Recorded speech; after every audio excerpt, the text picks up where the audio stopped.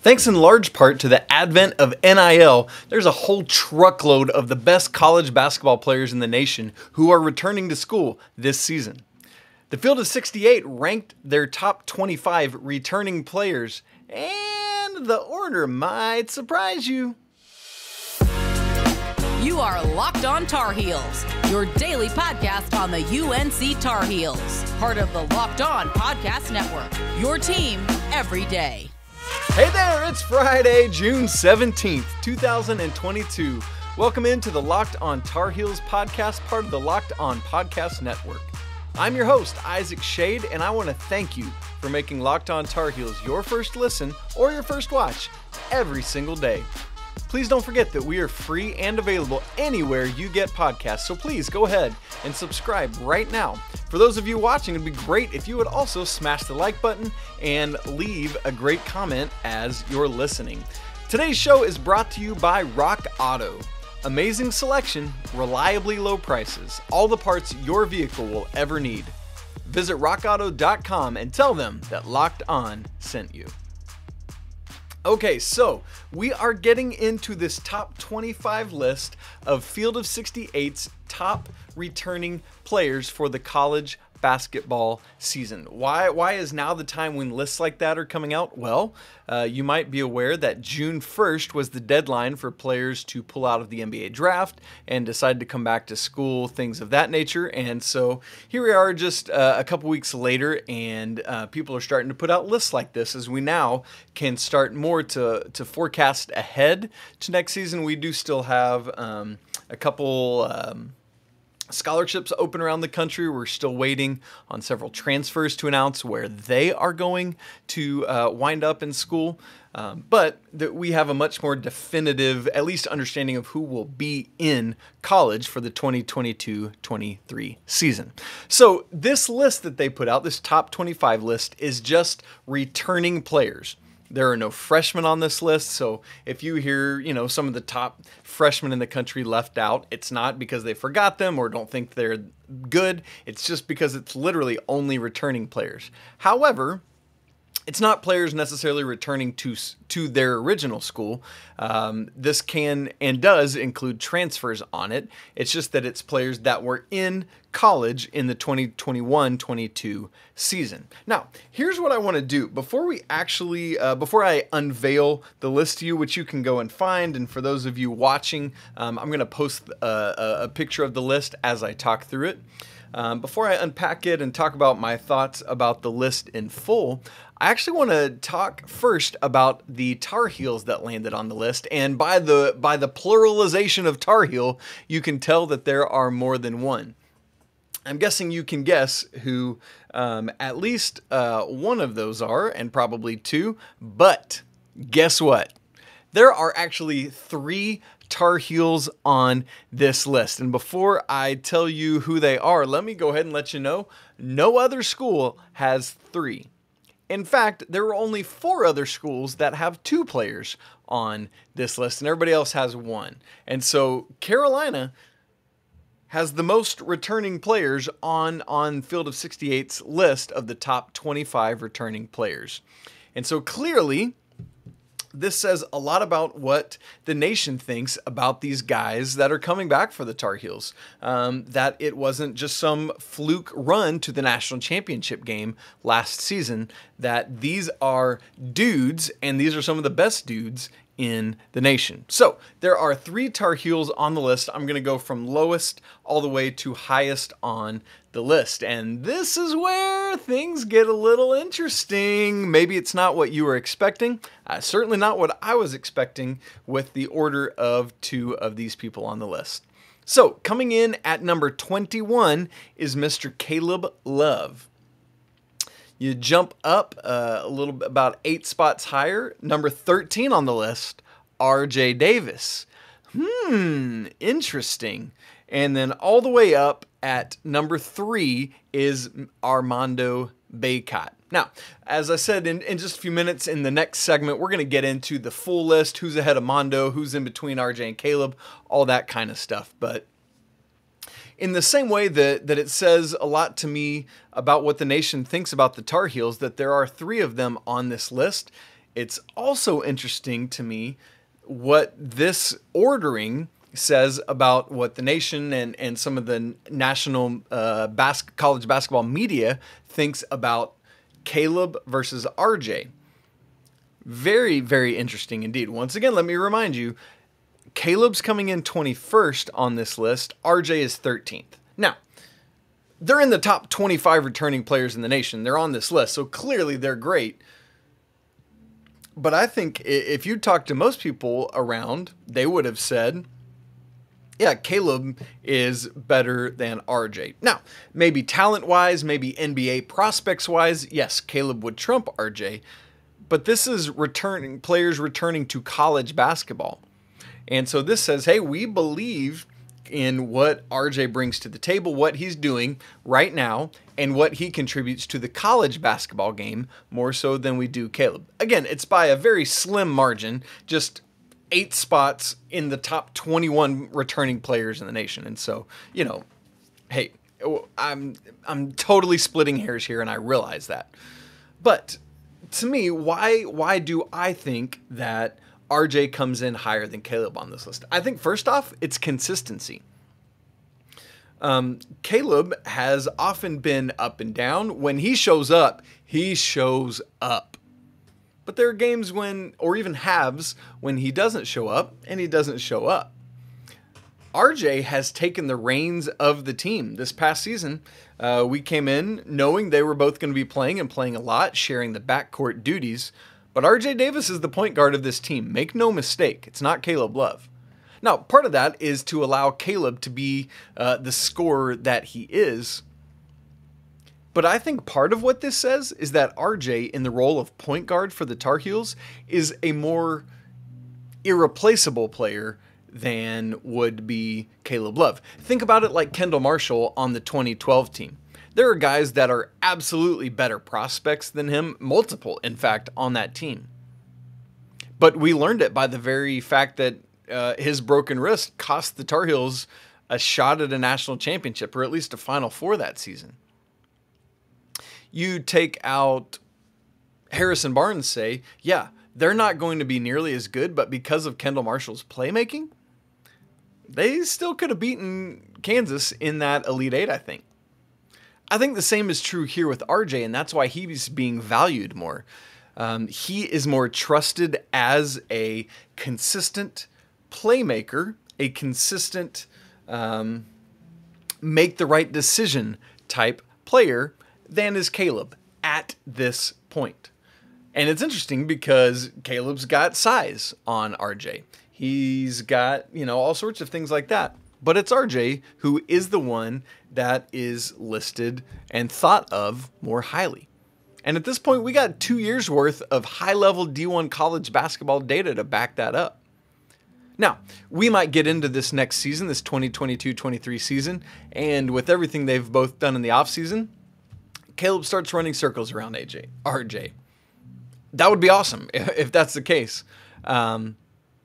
But ultimately, they're both going to be phenomenal players. I think that's what we're getting at. Now, all the way up at the top of the list, Armando, third in the nation in terms of returning players.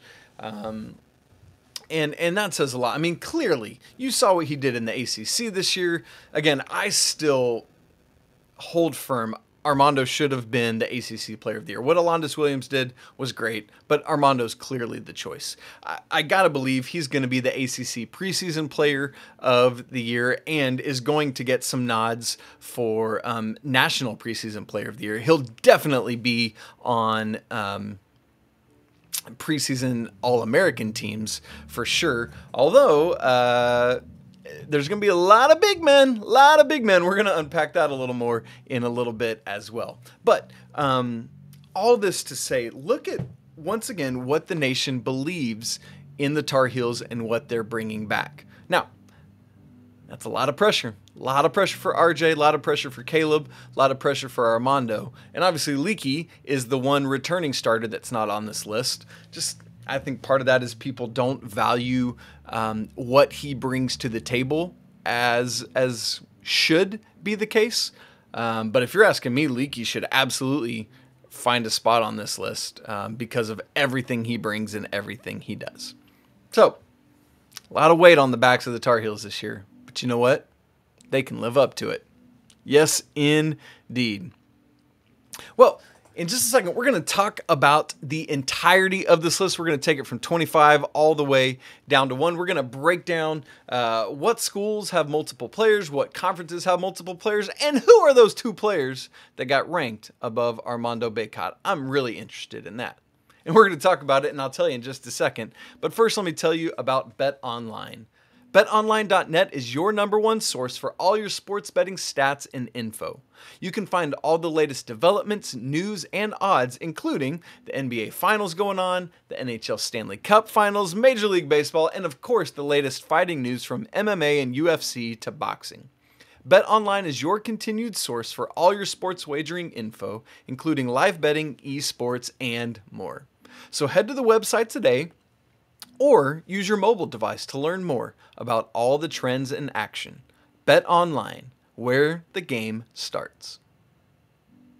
Okay, so let's look at the totality of this list. As I said, we're going to start at 25. We're going to work our way back to 1 so we know who those 2 dudes are that beat out Armando Bacot. You can probably guess who they are because the National Player of the Year is returning to college basketball, as is somebody else who was considered a preseason National Player of the Year candidate last season. So go ahead and be thinking about that while we get there. As I said, for those of you watching, I'm going to post the list on our video here as I work my way through it.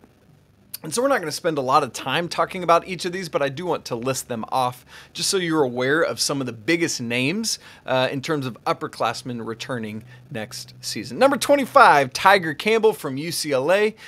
Carolina knocked off the Bruins in the Sweet 16 last year. You might remember Campbell. He is UCLA's point guard, all the crazy hair. He's electric and just a little buddy, and it's a lot of fun. As we keep moving through this list, it's somebody else that Carolina knocked off. This one was in the second round there in Fort Worth. That is LJ Cryer from Baylor, one of their dynamic and just incredible guards. Number 23 on the list, Arthur Kaluma from Creighton, coming back. Number 22, another Baylor guard, Adam Flagler. Really glad he's coming back to school. Number 20 on the list, rounding out the bottom 5, is Mike Miles from TCU. Big for them to get him back. Number 19 on the list. This guy has been the source of a lot of interesting NIL talk this offseason, and that is Nigel Pack, who has transferred to Miami, another diminutive guard who the Canes are getting and who is making bank in the NIL sphere. Just after him, number 18, Chris Murray. If that sounds familiar, he is the brother of Keegan Murray, who is just about to be drafted, probably top 5 or 6, definitely top 10 next week, but he also plays for Iowa. Number 17, big get for Kansas coming back, Jalen Wilson. Saw him obviously in the national championship game last year. Coming in at number 16, another Miami guard, a returner though, Isaiah Wong. He's the bigger of the 2 guards. Pack is 6 foot, and then Wong is 6'4". Number 15 on this list, one of just 2 SEC players, is Santiago Vescovi from Tennessee. He's one of their guards. Number 14 on the list, just a bulldog of a defender, Jamal Shead from Houston, 6'1" guard. Coming in at 13, we've already talked about, is RJ Davis. Number 12, one of the Tubelis brothers there at Arizona, Azuolas Tubelis, is a big dude, 6'11". He's returning to the Wildcats. And then not that 6'11" is short, but the next guy on this list, number 11, another player Carolina played last year, Zach Edey from Purdue, just a mammoth of a human being, 7'4". And then we move into the top 10. All right, and we're going to get to number 10, Adama Sunogo from UConn, coming back, one of their bigs. And then here we go, the second UCLA player on the list at number 9, Jaime Jacquez from UCLA. Just a great facilitator, great scorer, can do a little bit of everything. With Juzang gone now, you got to think he's going to do a lot for the Bruins. Number 8, yeah, he's coming back for one more run of it. He was a darling of the March Madness a couple years ago. Max Abmas from Oral Roberts, another one of those little tiny guards. So that'll be a lot of fun to have him back. Coming back for Penny Hardaway and the Memphis Tigers at number 7 is Kendrick Davis. And then we get into all of these big name, big dudes. Number 6, Trayce Jackson-Davis, going to be back in Bloomington, Indiana to play for the Hoosiers. Number 5, the second 7-footer on this list. Another player that Carolina faced off against last year, Hunter Dickinson from Michigan. And then we get into the top 4. The highest rated guard on the list of the returners, Marcus Sasser from Houston. This is huge for Kelvin Sampson and the Cougars to get Sasser back. We've already said Armando Bacot at number 3. And then you've got your top 2 players. Any guesses before I say it? Go ahead, write it down in the comments. All right, here we go. 3, 2, 1. Number 2. Is it Timme or is it Tshiebwe? It's Timme. Drew Timme coming in at number 2 on this list of returning players. Gonzaga's mustache man, Drew Timme, coming back for Gonzaga to have hopefully another good year for the Bulldogs. At some point, they got to win a national championship, right? Yeah. And then number 1, obviously, the returning national player of the year, Oscar Tshiebwe, is coming back to Kentucky. I know that the Wildcats all across the nation are very thrilled about that. So, as you process this list and hear all the names that I'm saying, there are 5 schools with multiple players on it. Again, as I said in the first segment, Carolina is the only program in the nation with 3 players. Again, Caleb Love, RJ Davis, and Armando Bacot. But there are 4 schools that have 2 players on the list. Baylor with Adam Flagler and LJ Cryer. Houston with Marcus Sasser and Jamal Shead. Miami with Colton Wong and then bringing in Nigel Pack. And then finally, UCLA with Jaime Jacquez and Tiger Campbell. Man, great duos for all of those schools. For UCLA, Campbell running the show as a guard and then having Jaquez as a wing and everything. He brings UCLA is bringing in a couple high-level freshmen as well. Things are going to go well there. For Miami, for Jim Larrañaga, he's got another dynamic backcourt. Chris Likes is finally gone. He was gone last year, actually, because he transferred out. But you have Wong as well. I think I said Colton Wong, Isaiah. Colton Wong earlier. He's the baseball player. This is Isaiah Wong. And so sorry for getting that all wrong. As well as Nigel Pack. That's going to be a dynamic backcourt. Same for Houston and Baylor, the other 2 schools. All these dynamic guards. Great for those guys. And then in terms of the conferences, not only do the Tar Heels have the most players returning, but the ACC has the most players on this list. They make up exactly 1/5 of the list, the 3 Carolina guys and the 2 Miami guys. Notice that's no Duke players, that's no Virginia players, nobody else, just Carolina and Miami. Really interesting there. Obviously, Duke is bringing in a haul of incoming freshmen, and so they're going to do what they always do there. Coming in just behind the ACC, the Big Ten and the Big 12 each have 4 players on the list.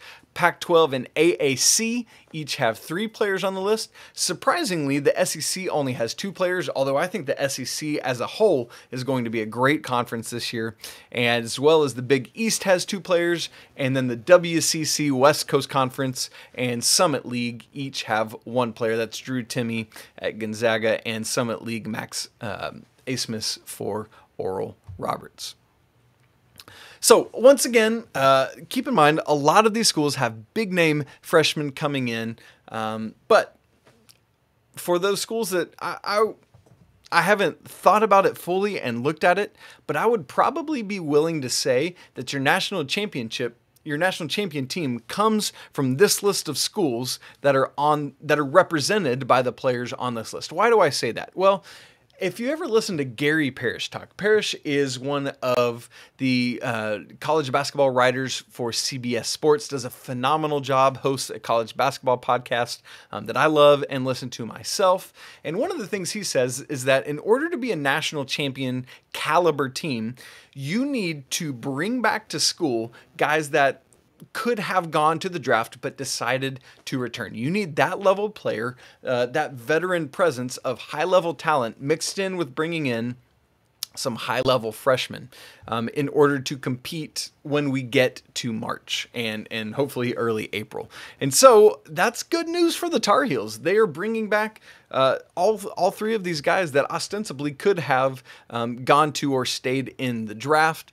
Obviously, RJ didn't and doesn't currently have the prospects that Caleb or Armando do, but Carolina is getting back dynamic NBA caliber talent, as well as bringing in a high-level recruiting class, and those are the makings of what you need to be nationally competitive all season long. And so that is great news for the Tar Heels. And so you know what? Let's just say it. One of the schools represented on this list of the top 25 returning players in the nation is going to win the national championship this year. Let's come back and look at it when we get to next April. But that would include Kentucky, Gonzaga, North Carolina, Houston, Michigan, Indiana, Memphis, Oral Roberts, UCLA, UConn, Purdue, Arizona, Houston again, Tennessee, Miami, Kansas. Crazy that Kansas only has one player on this list.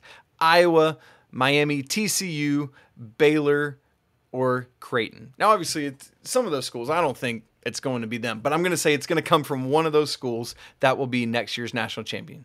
You know what? Should be the Tar Heels. Let's make that a reality. Now, here's what's interesting. When I look at this list, it reveals to me a very, very interesting trend about the shape of basketball in our country, and particularly the NBA and what they value or what they don't value. What is that? I'm going to tell you about it in just a second after I talk to you about Rock Auto. With the ever-increasing number of makes and models of cars, it's nearly impossible for your local auto parts store to stock everything you need.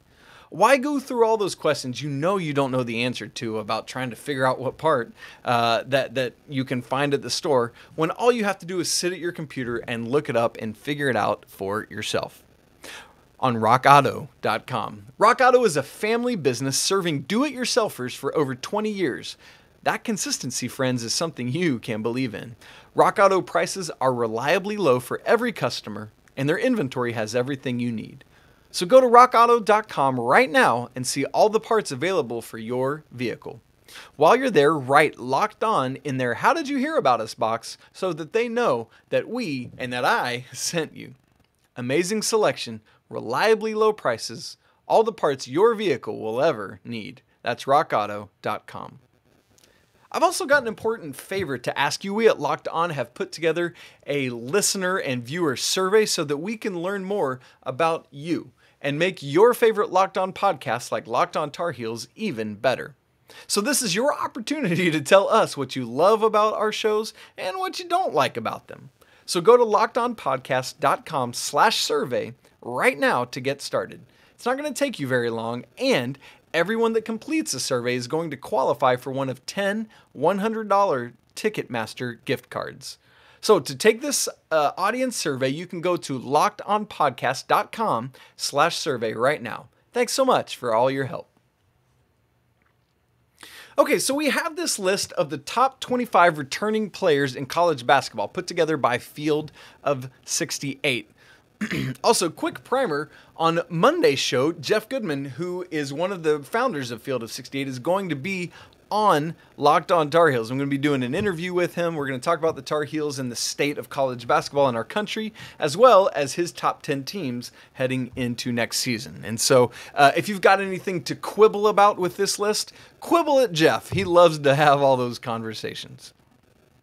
Well, when I look at this list, here is what it tells me about the state of basketball in our country, and the state specifically of what's valued in college basketball and valued and part of what makes the best teams in the nation, and what is valued or not at the NBA level.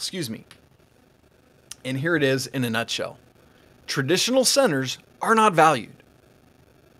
We rewind 20 years ago, 30, 40 years ago, to somebody like Shaq coming out of LSU. That dude is a no-brain number one overall draft pick in the NBA. But you look at it now, 2021, last season, Luca Garza, National Player of the Year, coming out of Iowa.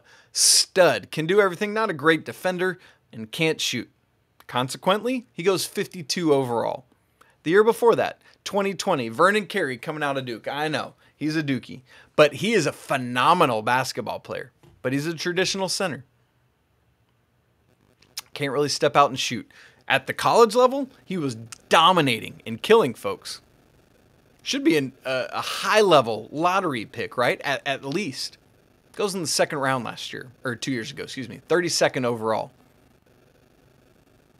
Look at the composition of this year's list of returning players. Number 1, Oscar Tshiebwe, big man, 6'9", doesn't step out and shoot. Drew Timme, Gonzaga, big man, 6'10", went to the combine, stepped out and shoot, but he doesn't do it at Gonzaga. Armando Bacot, traditional big man, 6'10", doesn't step out and shoot. Then we get to Marcus Sasser. He's 4th on the list. Guard, whatever, that's great. 5th on the list, Hunter Dickinson, big man, Michigan, 7'1", doesn't step out and shoot. Trace Jackson Davis, Indiana, 6th on the list, big man. Then we go guard, Jaime Jacquez, wing, shoots. And then 10th on the list of Field of 68's top 25 returning players is UConn's Adama Sunogo. Big man, doesn't shoot. The NBA doesn't want this player right now. They get played off the court because you have to be able to shoot, you have to step out and guard all the pick and roll action, and a lot of these traditional centers just frankly can't do that. Now, Armando has showed a higher level capability to do it last year. He's been working hard on his long-range shot, and I expect to see a progression of that this year, especially with somebody like Hubert Davis as your head coach. You're going to get more opportunities to shoot and show your ability in that way. But these guys aren't staying in the draft. Part of that's because they're either not going to get drafted or going to be a low NBA draft pick with no guaranteed contract. But here's part of why they're on this list and returning to school. In recent years, the 5 to 10 most recent years, we would have seen them probably, a lot of them, like I would imagine at least Tshiebwe, Timme, and Baycott, maybe even Dickinson, stay in the draft, realizing they're going to be lowly drafted or not drafted, and then they can go to the G League, make some money, or go play overseas and make some money. But you know what? There's something new that's happening. NIL. What does NIL do for you? It allows you, as Oscar Tshiebwe, to go back to Kentucky, make a couple $1,000,000. I'm not just spitballing, random number off my head there. That's what I have heard, is that he's going to probably make something in the realm of $2 million in NIL money next year. Now, some of that's weird with Tshiebwe specifically because of being a foreign player, and there's some weird legal stuff with that. So let's stick with Timme and Baycott. You as a Tar Heel fan, you've seen everything Baycott has been lining up this offseason. The dude is making bank. I guarantee you that. So why would I go off and play in the G League or overseas when I can come back to Carolina or Gonzaga or Kentucky or, for Dickinson, Michigan, 4 of the biggest brands in all of college basketball, play under the lights on a national stage literally every time we take the floor? I can watch North Carolina basketball if I'm not at the arena literally every game they play. Same is true with Kentucky or Gonzaga or whomever. They're going to be on television in some fashion or shape or form every time they play. Playing in front of tens of thousands of people with an audience on TV of infinitely more than that, raising their brand and awareness around the country, whereas if you're playing in the G League, ain't nobody know you. So why not come back to school for one more go-round, see if you can increase your draft stock, all the while making a crap ton of money in the NIL space? It just makes sense when you look at what the NBA doesn't value, but what college basketball does. Let me go to where they want me and make all the money. Now, here's the other thing I see about the makeup of this list, and I think this is just kind of fun, and so I want to point it out. Remember, there are 25 players on the list. 5 of them, a full 1/5 of this list, are diminutive guards, meaning 6 foot flat or less. RJ Davis, 6 foot tall. Kendrick Davis, 6 foot tall. That's a guard from Memphis. Max Abmas from Oral Roberts. You might remember that he's just a little buddy too, 6 feet tall. Nigel Pack coming into Miami. He's 6 feet tall. And then Tiger Campbell from UCLA is just 5'11". Now, those heights are all taken off of their school's official rosters and measurements. So sometimes you can take those with a grain of salt, but that's the official release from the school, so we're going with it. I love that there's all these little buddies, these quick guards that are on this list of the top 5 of the top 25 returning players to college basketball. That just makes things fun. Super fun to see these guys running their teams, making a big impact on the national level for college basketball. Obviously, Abmas isn't at Oral Roberts isn't going to get the kind of shine as the other 4 at Memphis, UNC, Miami, or UCLA. But because of what Oral Roberts did a couple years ago, he is a nationally known name, and so it's cool that all 5 of these dudes are known to a general college basketball audience. That's super fun, and I love it. So, again, you see all these big men dominating the top of this list. It's awesome for college basketball. I love what NIL is doing for that, but it's just so interesting what the NBA doesn't value. So you know what? I think college basketball is the greatest thing going. And so I love it. Bring them all back. Come on back to college basketball and let's have a fantastic 2022-23 season with the Tar Heels rising to the cream of that crop. Well, friends, that's it for today's episode of Locked On Tar Heels. That's it for this week on Locked On Tar Heels. Coming up next week, as I already said, Jeff Goodman is joining me on Monday's show. On Tuesday's show, I'm going to have a crossover episode with Gonzaga's Andy Patton, who hosts Locked On Gonzaga podcast, and that's fun to be able to talk about Timme and Baycott and everything those big men bring nationally. And then on Wednesday, Coach Pat Kilby and I will be previewing Pete Nance, whom is visiting Carolina this weekend as a possible transfer from Northwestern. Thank you all so much for making Locked On Tar Heels your first listen or your first watch every single day. Please don't forget to subscribe wherever you get podcasts. If you would, hit that like button. Leave a great comment. I'd love to hear your thoughts on this list, who you think got left off of it, who should be on it. You can follow the show on Twitter at Locked On Heels. You can follow me on Twitter at Isaac Shade, ISAACSCHADE.